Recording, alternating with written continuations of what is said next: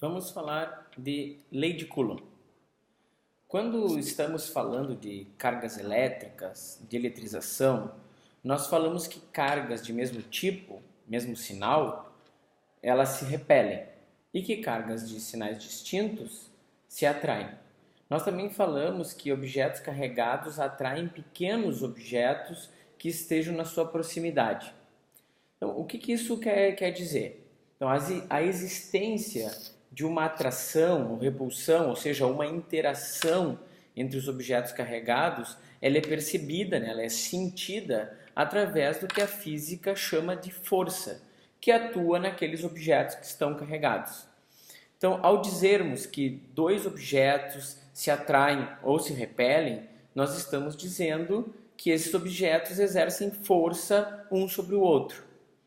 Dessas observações qualitativas, nós podemos fazer uma pergunta quantitativa. Esta força, né, de repulsão ou atração depende da carga elétrica, ou seja, da quantidade de carga elétrica? A proximidade, né, o que a gente falou, que atrai os objetos próximos. O que ela tem a ver com a força, com essa intensidade da força? Foi para responder essas perguntas que o Charles Coulomb realizou uma série de experimentos, isso em 1785, para a medição das forças que atuavam sobre corpos carregados. Então, Coulomb observou, nesses experimentos que ele realizou, que a força entre objetos carregados tinha uma série de características. Quais eram essas características? Primeira, ela era proporcional à quantidade de carga nos dois objetos, mais especificamente ao produto das cargas que os dois objetos tinham. Então não era a carga individual de cada um dos objetos, ou a quantidade de carga que cada objeto tinha, mas o produto delas que influenciava na intensidade da força elétrica. Quanto maior este produto, maior era a força. A força também dependia da distância. Quanto os objetos estão mais próximos, maior a intensidade da força. Por isso se coloca, atrai objetos próximos ou repele objetos próximos. Os objetos, quanto mais próximos estão, maior a intensidade dessa força. Ou seja, a força ela é inversamente proporcional à distância. Se está perto, a força é grande. Se está longe, a força é pequena. Mais do que isso, o Coulomb percebeu que a força caía rapidamente com a distância. Ou seja, se aumentava a distância, a força não diminuía proporcionalmente a esse aumento da distância, ela caía muito mais rápido do que esse aumento de distância. E ele determinou que ela caía com o que a gente chama de o quadrado da distância.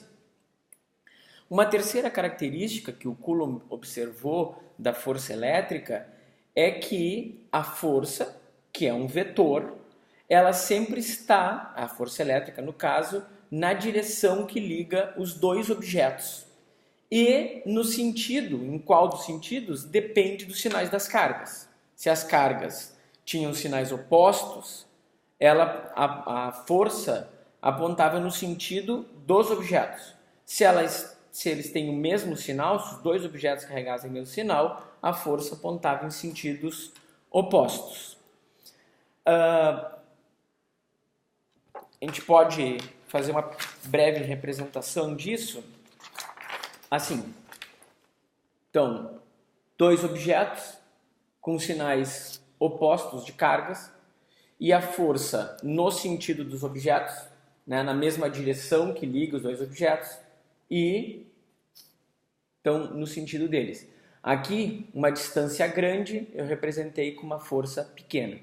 Aqui, outros dois objetos, agora com o mesmo sinal, né, de cargas, as carguinhas negativas, por exemplo, tanto faz, ou positivas, só que mais próximos um do outro, a força na direção que liga os dois objetos, porém em sentidos que apontam para fora dos objetos, né? Sentidos opostos aos objetos. Aqui na terceira representação, também dois objetos com sinais iguais, no caso positivos, a força ainda na mesma direção que liga os dois objetos, porém com uma intensidade de força menor, porque eu coloquei como se fossem cargas menores. Então, essa é uma forma de a gente representar isso que nós estamos falando de que é qualitativo, mas já de uma certa forma quantificada por Coulomb. A força elétrica, ela é muito intensa. Ela é muito mais intensa, por exemplo, que a interação gravitacional. Se a gente comparar as duas, vamos supor que a gente pegue um objeto de 1 kg e separe a uma distância de 1 metro de um outro objeto de 1 kg. A força elétrica a força gravitacional entre esses dois objetos é da ordem de 10 na menos 11 newtons. 10 na menos 11 newtons é mais fraco que um sopro. A gente soprar muito forte, a força gravitacional seria menor do que isso. Agora, se nós pegarmos dois objetos carregados com uma carga bem pequena, 1 milésimo de Coulomb, e outro objeto também com 1 milésimo de Coulomb, separados a uma distância de 1 metro, a força entre eles é de 10.000 newtons, né? 10 na 4 newtons. Ou seja, a força seria equivalente ao peso de um objeto de 1.000 quilos, né? O peso de um objeto de 1 tonelada. Só para você ter uma ideia da diferença, né, de intensidade entre a força elétrica e a força gravitacional. Bom, juntando essas informações, nós temos uma expressão para a equação que representa esta lei de Coulomb, ou seja, os achados do Coulomb sobre a força elétrica.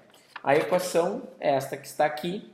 A força é igual a uma constante K vezes o produto das cargas, Q1 vezes Q2, dividido pela distância entre as cargas ao quadrado.